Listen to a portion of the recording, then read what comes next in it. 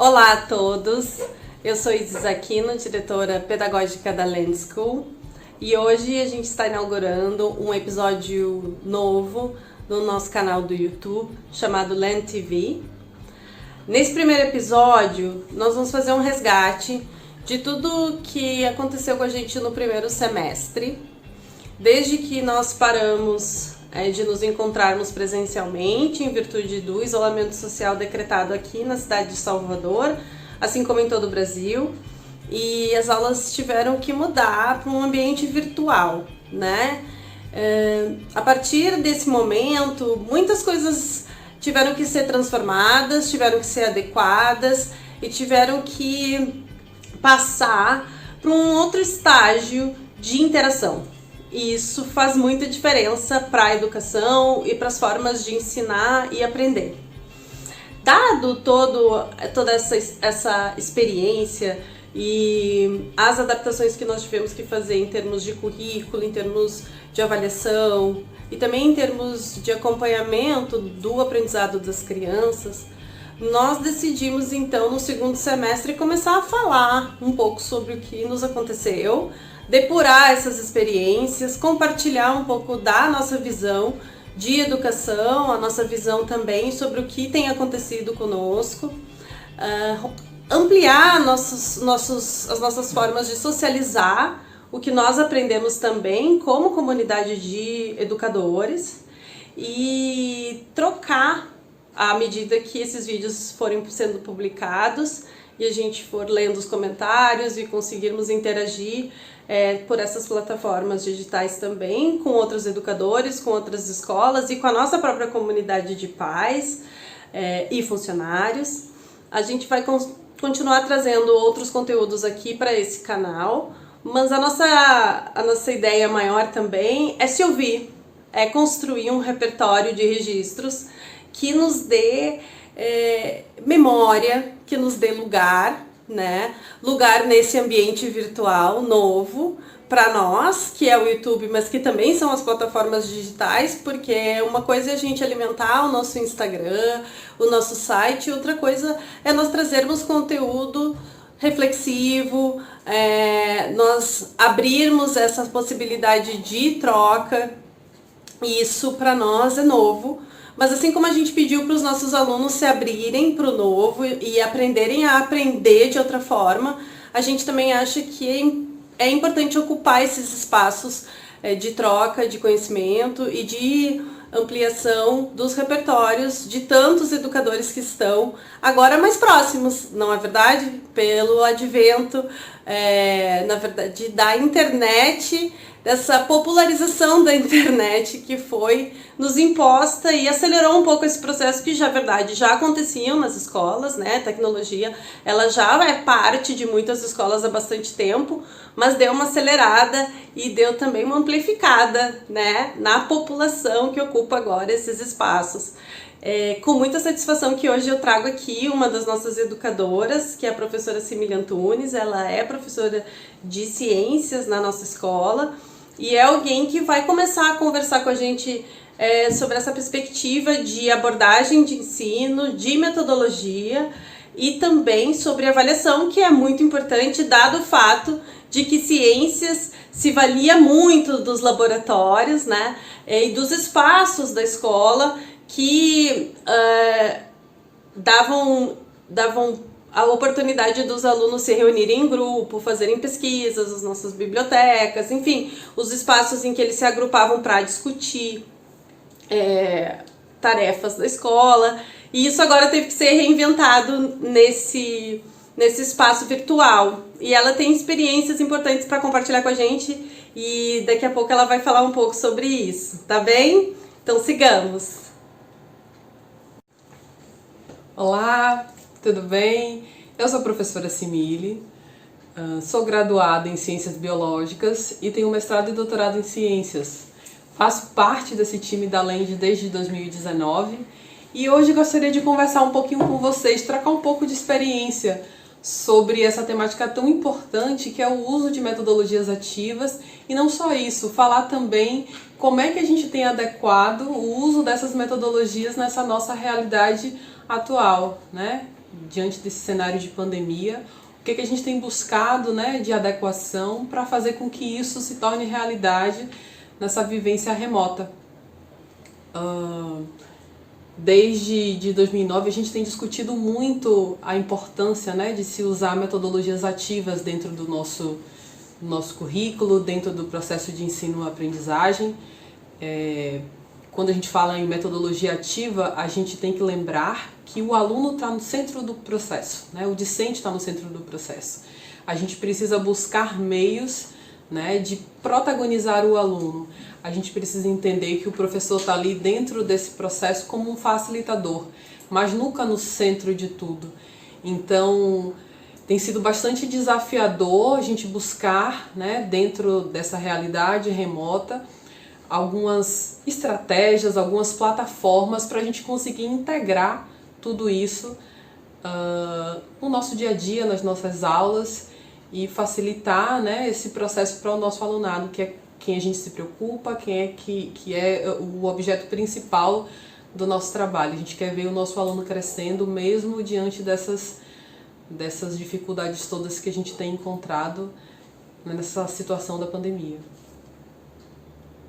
Bom, a primeira pergunta que eu vou colocar para a Simile, seguindo essa linha sobre metodologia e sobre a centralidade do aluno no ensino-aprendizado, é assim: o que quer dizer metodologia ativa? O que é ativo nessa nova forma de ensinar e aprender, que antes não era, né? Qual é a roupagem desse vocábulo na nossa prática mesmo de sala de aula, né?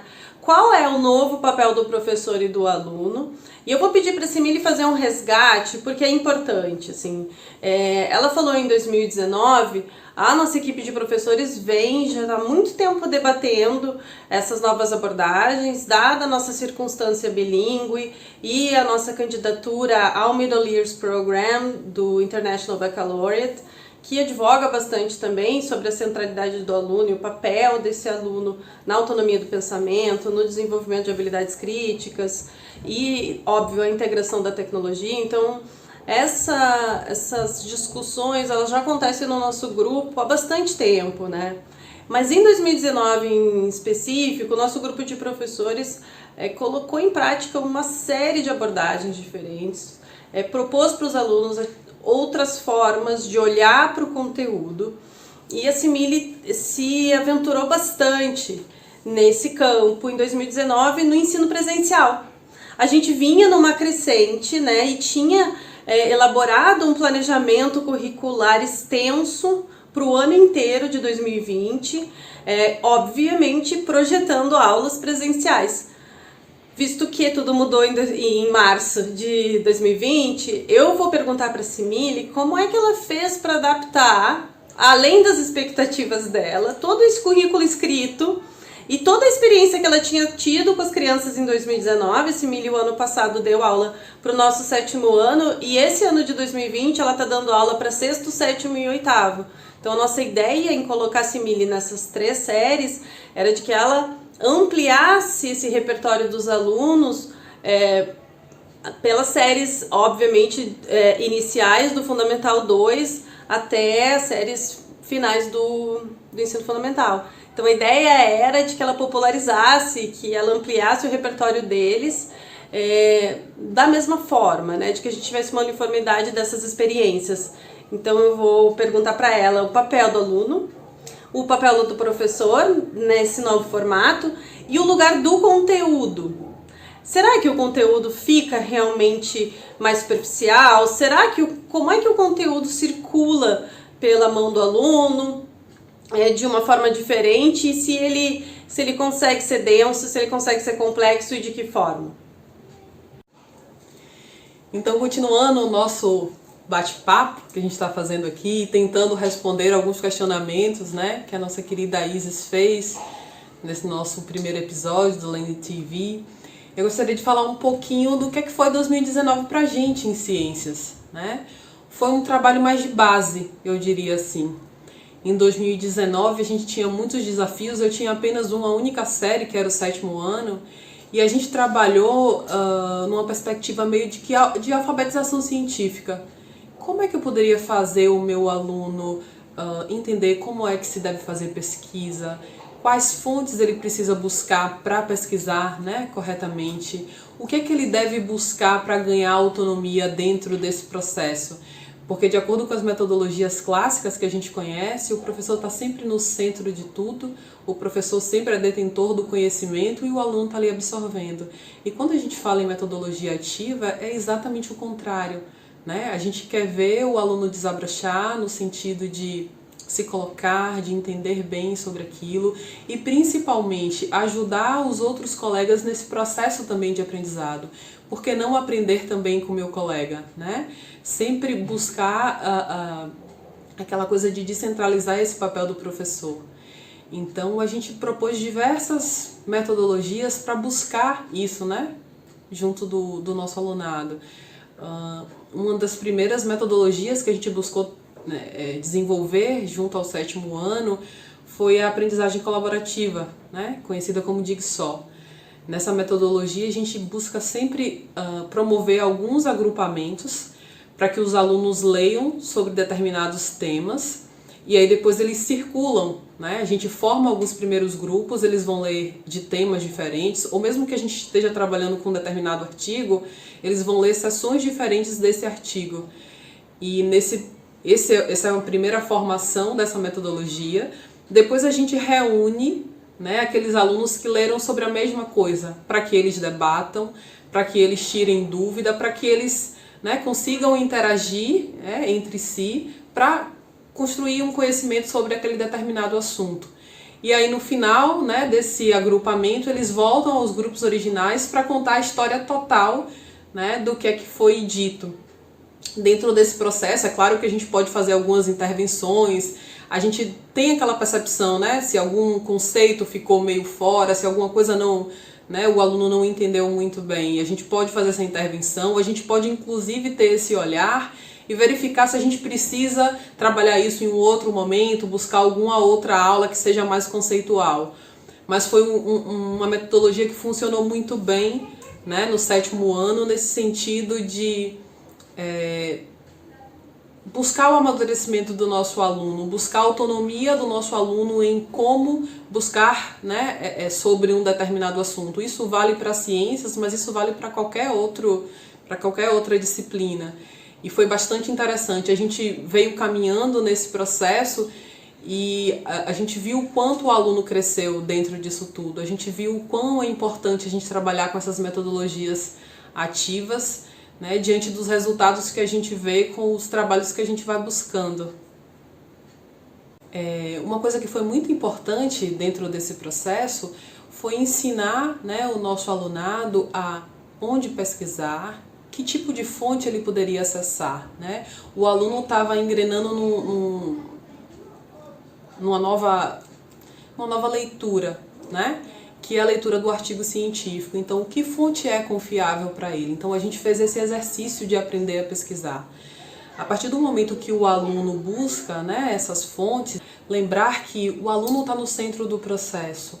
Então, o aluno precisa ter autonomia, né, no seu estudo, no acesso às informações que tem a ver com o currículo daquela determinada série. Então, qual o papel do professor dentro disso tudo? Então eu, professora, inclusive está dentro da minha formação essa coisa de investir na pesquisa. Então eu buscava muito no meu aluno estimular ele a pesquisa, apresentar a ele o que é uma boa referência, apresentar a esse aluno quais são as fontes que eu posso, né, pesquisar sem preocupação, né, daquela determinada fonte, diante inclusive, né, da era que a gente vive de fake news. Então precisava mostrar o que era uma boa fonte. Feito isso, encontrada essa boa fonte de pesquisa, eu precisava também ensinar ao meu aluno como ler essa informação. Porque dentro desse processo é bom lembrar que o aluno está sendo alfabetizado cientificamente, ele está encontrando novos termos, ele está encontrando uma leitura que é muito mais formal. Então, buscar um bom artigo, aprender a ler, né, sobre esse tema também era importante. E depois de todo esse processo, sistematizar essas informações. Como é que eu consigo organizar todas essas ideias, né? Fazendo um fichamento, fazendo um rascunho no caderno para depois a gente ter uma aula para falar um pouco mais disso, porque diante de todo esse processo a gente vai gerar dúvida nesse aluno, né? A gente não traz o conteúdo pronto, a gente não traz tudo pronto. O aluno está em processo de construção.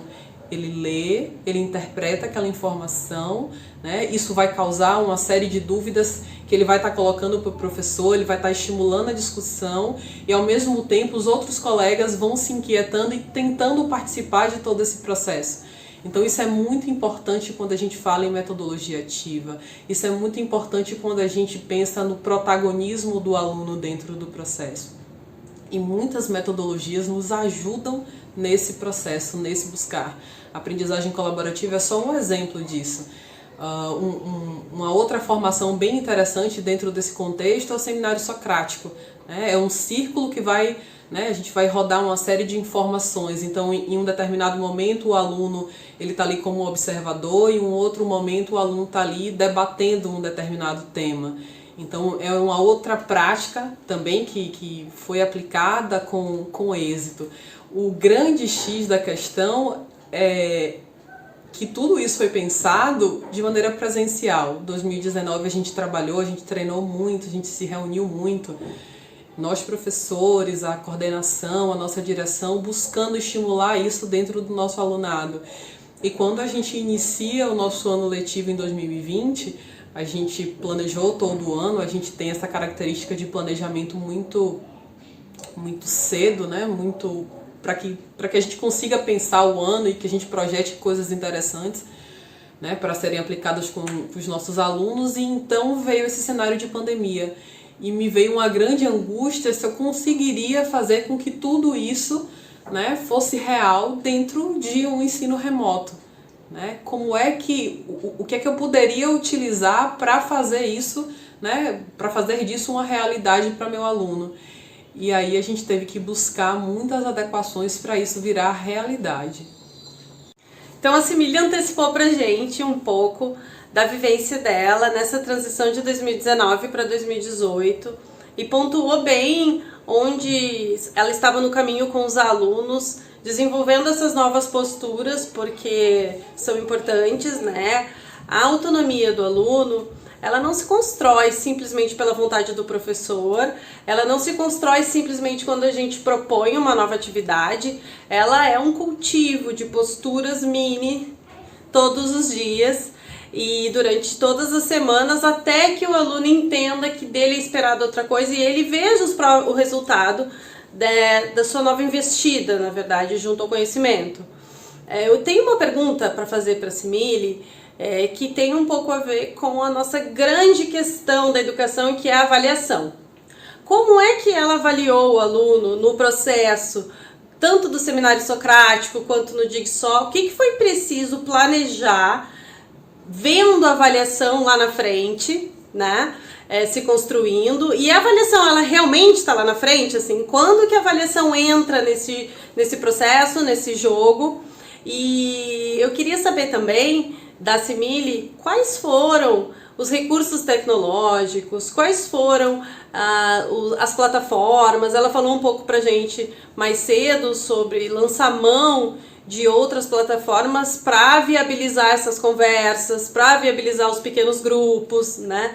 Como é que foi para ela usar novas tecnologias para poder transpor esse currículo que vinha sendo construído e essas práticas para esse novo ambiente em 2020, que foi essa virtualização total da sala de aula? Falando um pouco do processo de avaliação, né, dentro do nosso time. A avaliação é algo importante, não é o mais importante, mas faz parte do processo, né? O processo avaliativo está sempre sendo construído em etapas. Muitas vezes a gente pode ter uma avaliação do tipo escrita, mas às vezes a gente tem avaliações que são trabalhos que são integrados com essas metodologias que a gente utiliza e que a gente busca, né, avaliar o nosso alunado. Uma coisa que é muito importante é que a gente antecipe a esse aluno como é que esse trabalho vai acontecer, quais são as etapas, como é que ele tem que construir cada uma dessas etapas, né? Quais são as fontes que eles precisam buscar, né? Quais são as perguntas que eles precisam se fazer com relação, né, a isso tudo. E depois a gente vai sempre ter esse momento de culminância para poder verificar como é que tudo isso foi feito. Os meus trabalhos em ciências, eu sempre busco, a cada etapa que eu proponho, sempre promover um checkpoint, né, que é dar aquele feedback ao aluno se ele está indo no caminho, né, se ele está caminhando naquele processo de maneira correta, se ele está, né, de fato buscando as respostas de maneira correta, para que ele chegue naquele momento de culminância mais maduro, né, mais autônomo dentro desse processo e que a gente, né, consiga fechar isso com tranquilidade. Outra coisa que a Isis me perguntou com relação às ferramentas tecnológicas que a gente vem utilizando. A gente teve que estudar bastante sobre isso, né? A gente já utilizava, mas a gente utilizava um pouco menos durante a nossa vivência presencial e isso passou a ser usado plenamente. Isso faz parte da nossa rotina, né? Do nosso dia a dia com o nosso alunado. O uso do Google Classroom foi decisivo assim, para a gente no nosso dia a dia. Ele possibilitou que a gente se comunicasse com o nosso aluno, que a gente fizesse postagem para os nossos alunos diárias, falando um pouquinho do passo a passo, né, da nossa aula, como é que ela vai acontecer. O Google Classroom também possibilitou para a gente que a gente tivesse um pouco mais de registros escritos dos nossos alunos, né? Então, a partir desse momento, a gente visualiza o que o aluno está dizendo, os outros colegas também podem visualizar, isso faz o processo girar, isso ajuda, né, no processo de discussão. Então, por mais que a gente pense que a gente, na realidade virtual, a gente não vai ter interação, a gente tem sim, né? As ferramentas, elas nos ajudam nesse processo. Uma outra coisa que foi muito válida também para a gente tentar nos aproximar desses alunos na vivência virtual foi o uso do Google Meet. A gente faz videoconferências com os nossos alunos, né, todos os dias praticamente, e a gente consegue interagir com ele, né? Os alunos aprenderam também uma coisa interessante que foi encontrar o seu local de fala, o seu lugar de fala, né? Os alunos estão com o microfone desligado quando alguma coisa, né, está sendo dita, quando é um momento que o professor precisa dar um direcionamento ou fazer uma pergunta, né, que vai despertar uma grande discussão, e depois ele tem um momento de falar, né, e de maneira organizada. Então, dentro da vivência presencial, que a gente às vezes tinha aqueles episódios de indisciplina, às vezes uma dificuldade de encontrar um momento, né, mais oportuno de fala, agora com a vivência virtual a gente não tem mais esse problema, né? No início, para as séries mais iniciais foi um pouco mais difícil, né? Mas a gente foi alfabetizando, vamos dizer assim, os nossos alunos para se acostumar com isso, para respeitar esse momento de fala do professor, de fala, né, do próprio aluno, do colega, e a gente organizando todo esse processo. E uma outra coisa também interessante é que essas plataformas, elas ajudaram a gente a aprofundar um pouco mais com algumas séries, né? Para outras a gente também precisa ter esse feeling que às vezes funciona bem com um, mas não vai funcionar muito bem com o outro. O Socrático funcionou muito bem com o sétimo, né? Essa coisa de fazer os círculos, ter o aluno em um momento de observação, em um momento de debate. A gente, com o oitavo, por exemplo, a gente passou por um momento de fazer leitura, fazer busca de artigos científicos, e a gente teve uma grata surpresa que foi a geração de alguns artigos, né? Os meninos tiveram esse momento de leitura, esse momento de organização de ideias, e eles tiveram a oportunidade de trazer, né, a gente chamou de mini artigo, né, que é o primeiro projetinho que eles conseguem gerar em cima dessa leitura tão importante que é a leitura de artigo científico. Já com o sexto ano, por exemplo, que teve essa mudança no conteúdo curricular, né, muito, muito forte, a gente teve muitos assuntos que foram deslocados do nono para o sexto ano, e a gente teve que ter esse feeling, né, com esses alunos, que tem alguns assuntos que a gente tem que ir com mais calma, né? A gente vê que hoje o conteúdo do sexto ano ele está muito cheio de linguagem de química, de física, os conteúdos estão mais voltados para essa área, e aí a gente teve que ir de maneira, né, mais leve. E a gente também percebeu que nesse momento se fazia necessário um pouco mais de interferência do professor, um pouco mais de fala do professor, né? Mas sempre que possível a gente também tentando colocar o aluno no centro do processo, dando fala para esse aluno, né, falar um pouco sobre esses determinados conteúdos.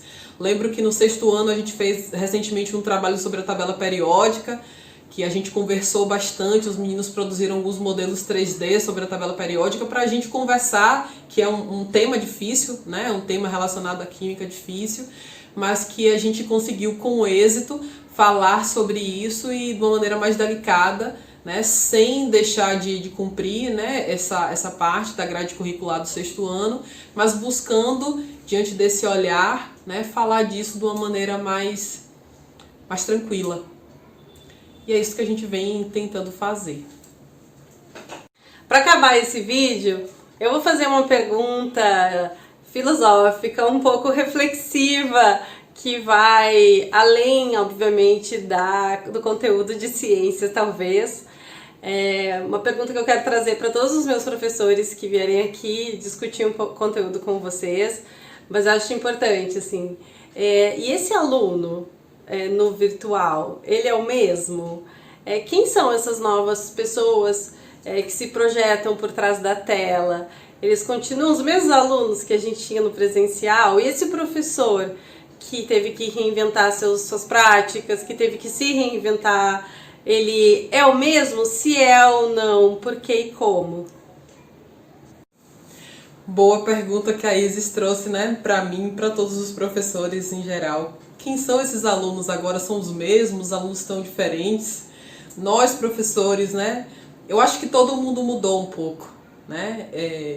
O que eu consigo perceber diante de todo esse cenário é que a gente se reinventou, de fato. A gente foi apresentado a um grande desafio e eu acredito que a gente tem buscado superação em cada um desses dias que a gente tem vivenciado. A gente tem procurado adequar as nossas metodologias, a gente tem procurado se aproximar dos nossos alunos da maneira que podemos, através dessas lives, né, dando suporte para os nossos alunos. E os alunos mudaram muito, eu vejo muito crescimento, eu vejo muito amadurecimento nesses alunos, né? A gente tinha tudo para dar errado e a gente vê que as coisas estão funcionando, a gente não teve nenhuma interrupção dentro do nosso calendário acadêmico, a gente vê que as coisas estão acontecendo, os alunos estão envolvidos, os alunos têm produzido trabalhos incríveis. Eu fico simplesmente encantada com os meus alunos, eu sou uma professora apaixonada pelo que faço e quando eu vejo o crescimento do meu sexto, que chegou, né, há um tempinho atrás do Fundamental 1, quando eu vejo o meu sétimo caminhando tão bem, quando eu vejo o meu oitavo tão maduro, produzindo artigo científico, isso me move, isso me motiva, isso me faz sempre caminhar no sentido positivo, sempre pensar que não existe nenhum obstáculo que a gente não consiga transpor, né? Se a gente se dedicar, se a gente, né, fizer as coisas com amor, com carinho, com empenho, com dedicação, se a gente buscar se organizar, se a gente buscar estudar, a gente sempre tem que estudar, eu acho que tudo vai dar certo, né? Eu sou uma pessoa muito positiva, esse cenário vai passar e a gente vai estar bem mais forte, bem mais preparado e eu tenho certeza que o que vier a gente vai conseguir estar sempre superando, sempre sendo desafiado e sempre buscando dar um melhor diante de tudo isso, né? Foi uma modificação que mudou muito o professor, mudou muito o aluno, mas eu vejo que mudou para melhor. É isso que eu queria dizer para vocês. Foi um prazer estar aqui nesse primeiro episódio do Land TV. Espero estar aqui em outras vezes conversando com vocês e buscando trocar experiências da melhor forma possível. Espero que ajude alguns outros professores que estão também nessa mesma vivência que eu. Um grande abraço.